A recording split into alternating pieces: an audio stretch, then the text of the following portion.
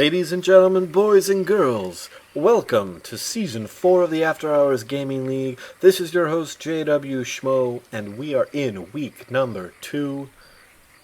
We've had a fantastic journey, even just this shortly. Raytheon is playing Match.com. Raytheon has taken a decisive victory in 2 matches, putting them up 2-0. This is it. This is where Match.com has to hold. Otherwise, it will be a sweep. So let's get to it. In the upper left-hand corner, playing for Match.com as the Blue Protoss is Nasty Butler. And in the bottom right-hand corner, playing as one of the few Terran in Raytheon's roster, is Fire Ferret.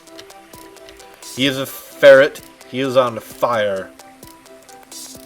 And the question is, how much is he gonna burn today? So a little bit of back history here. Match.com is down 0-2 against a very formidable Raytheon opponent.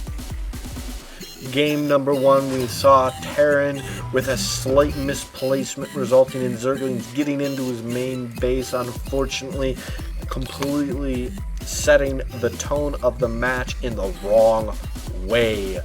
Game number 2 was a very interesting Zerg versus Zerg, where Dan, who happens to just be the man, was able to do some very good Zerg play, Zergling speed against Axe Beast.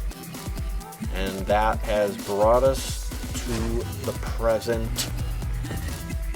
Nasty Butler is all that's left between Match.com and a grueling, crushing defeat.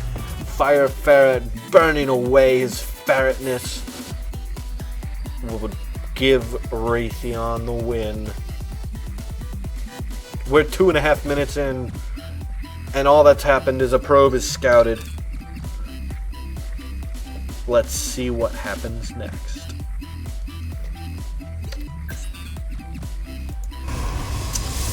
And this is interesting. Now, we've seen Puzzle do this in the past from Team Raytheon. It does look like our Protoss player is grabbing 2 assimilators and then going for a cybernetics core. If he utilizes this to his advantage, he is going to be able to bring up some tech very quickly, and he does. 3.5 minutes in, and he's got 4 probes mining gas. And his Terran opponent is very quick with the Reaper, and that unit is going to be able to scout quite effectively with that SCV. The unfortunate thing for Nasty Butler at this point is he doesn't have any units out. Nothing can defend against this. All he can do is give chase against this Reaper. This Reaper is coming in to scout. However, he's going to find that there are no defensive units here. And he is going to start laying down the justice. 1 probe falls. Another probe begins its attack, or getting hit. Another probe falls. That's 2 units. 2 units have fallen to the Starry Shouldered Reaper. 3, 4 probes. Is the 5th one gonna fall? A 5th one falls. This Reaper is just laying down the hurt. And Fire Ferret is burning up the competition. This one Stalker has been able to hold off that Reaper, however, at what cost? 5 probes have fallen. That's 250 minerals for a Protoss player. But the economic loss is so much greater. Those minerals are no longer being mined by those 5 probes. Each one of them bringing in 5 minerals apiece every single iteration. This Reaper is still doing scouting. He is going to allow Fire Ferret to see the Twilight Council go up, and that Reaper is just barely going to be able to escape. You will notice the wonderful little stars. Fire Ferret has done a fantastic job of looking fantabulous with those stars on the shoulders. That is just absolutely amazing. He is a very happy Ferret. Very happy indeed. We have a bunker down. Excellent defense for a frontal push. However, this Twilight Council suggests some sort of trickery. So this could be one of 3 different things. He could be going for some form of Stalker Blink. He could be going for a Dark Shrine or High Templars. Odds are, though, it's either going to be the Dark Shrine, which will bring up Dark Templar, or it will be Blink, which will allow Protoss to get in the back door and bypass this bunker in its entirety. Fire Ferret continues with his plan, though, building. APMs are pretty well matched. It does look like, however, our Protoss player is a little bit behind in units lost, unfortunately. And it does look like one Reaper has fallen. 6 probes, though, are still down. Protoss Nasty Butler is getting his natural just setting up at the almost 8-minute mark. Fire Ferret, very intelligent, grabbing the sensor tower. This is going to tell him if he has any trickery coming in the backside. He knows that this Twilight Council is there, so he knows that one of 2 options are most likely. It's either going to be Dark Templar or it's going to be Blink Stalkers, and as a result, he now can see any sort of motion happening close to this ledge. That ledge is now well scouted. And the missile turret. Fire Ferret knows his Protoss builds. And Nasty Butler in a bit of a nasty situation. He is researching Blink. And he is going for 5 gateways. 6 gateways, excuse me.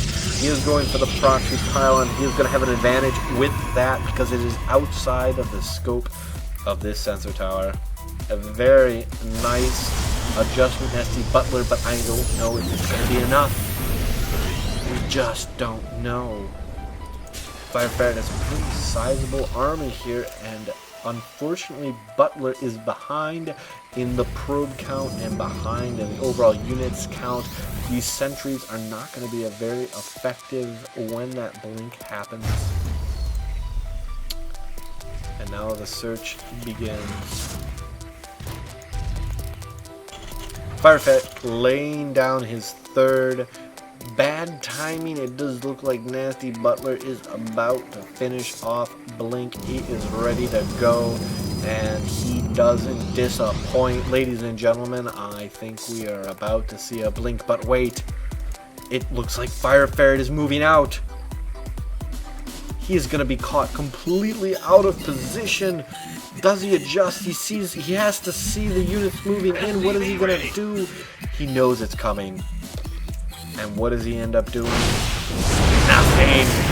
The tension could be cut with a knife. Nasty Butler's in his main. Fire Ferret setting all his probes in. He's gonna stim up his units. He's gonna try and do some damage. He isn't attacking though, and now Nasty Butler is unable to... why is he not attacking?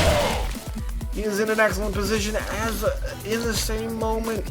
It does look like Fire Ferret is attacking Nasty Butler's natural expansion. Damage needs to be done on both sides. If either team wants to win, Fire Ferret is going to be taking out these Stalkers. Oh my starry-eyed surprise. And ladies and gentlemen, it doesn't look good for our Protoss player. Those medevacs able to boost over those force fields, and now they are in the main. Oh my. Fire Ferret burning bright in the night. And we finish off with a GG from Nasty Butler. Ladies and gentlemen, 3 games in and Raytheon takes week number 2. Thank you for watching. This is JW Schmo. However, I will note, stay tuned for game number 4. It's a consolation match between Raytheon and Match.com.